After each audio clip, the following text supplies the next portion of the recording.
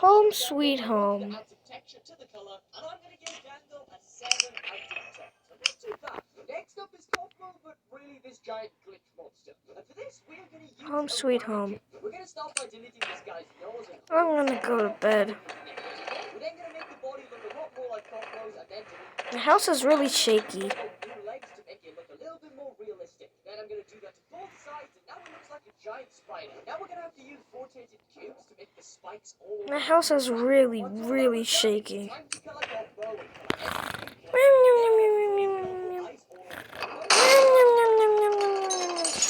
Huh? Wait, what's that sound?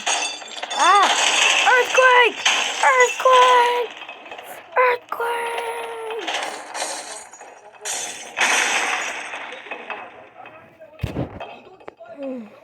absolutely annihilate shooting these particles at you. Good luck fighting Cosmo, you're gonna need it. Also calling Cosmo to actually attack. And yeah, this guy just absolutely Oh, my head. look at this thing running at you attacking. My head. I don't even know what is. I'm gonna give Cosmo a 10 out of 10. Big, strong, scary close. What the heck was even that?